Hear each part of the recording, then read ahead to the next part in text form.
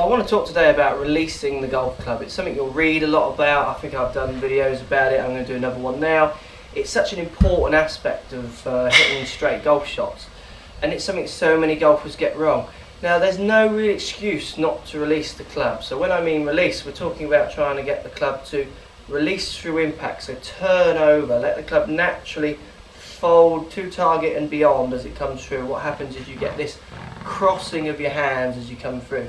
It's the release that will give you good power, and it'll give you real direction. It's similar to if you're throwing a golf ball. If you were to throw a ball, what will happen at the bottom as you let go of the ball, you'll release your hand, you'll give it this kind of flip, this pronation of your wrist, which directs and adds a little bit of power to your throw.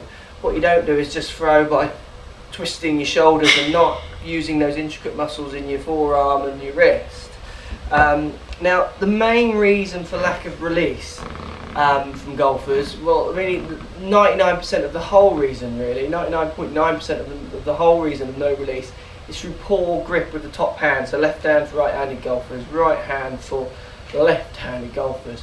See, so many golfers hold the club in what you'd almost call a natural way. So if I put my hand next to the club, it naturally just sits on the side here.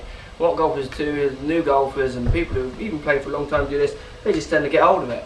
And what that does is it gets the club sitting right through the middle of their palm, and you get no distinction between your left arm and the top of your left hand. It almost runs in a straight line. As soon as you hold the club that way, it's almost impossible to release your club correctly without folding your left arm or even involving your body and your shoulders, which will cause tops and just horrible striking, really. The main idea of a release is to try and get your left and right hand to start moving more this way on the way through, so your hands are crossing and coming over. To do this, you've got to make sure you're getting the club through the base of your palm, almost the top of your fingers of your left hand. You've got to have some distinction between your left arm and the top of your left hand and left thumb. You've got to have a change of angle in there. So when you see a good player address the ball, you're going to see that my arms hang down from my shoulders and the club shoots out in front of me. And it's this angle that's going to allow me to release my hands as I come through and release the club, direction and power, without having to fold my arms, so I can still get a good stretch to make sure the club stays low as it comes through.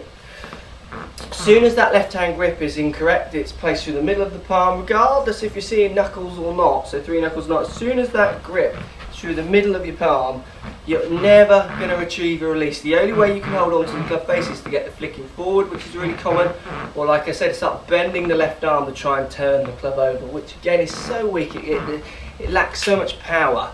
So if I just show you that left hand grip again, you're looking at trying to get the club base of your palm.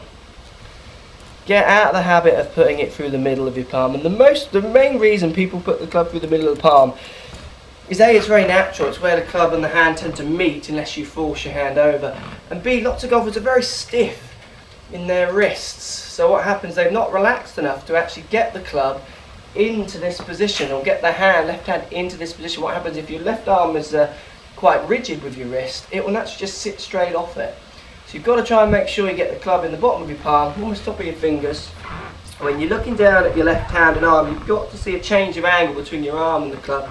This will encourage a stronger release. A stronger release is always going to encourage a stronger shot, a better strike, and so much better on direction. So when you're thinking of release, obviously there's lots of tips out there about what you're doing with your wrists and rotating and throwing buckets of water and everything else that you read, but you've got to look at your left hand grips, or your top hand grip, depending if you're left or right handed. So the hand that grips the club on the top of the club, that has to be in the right place. So you're looking at base of your palm. Get that right, releasing is actually quite natural. Give it a practice, guys, let me know how you get on. Thanks for watching.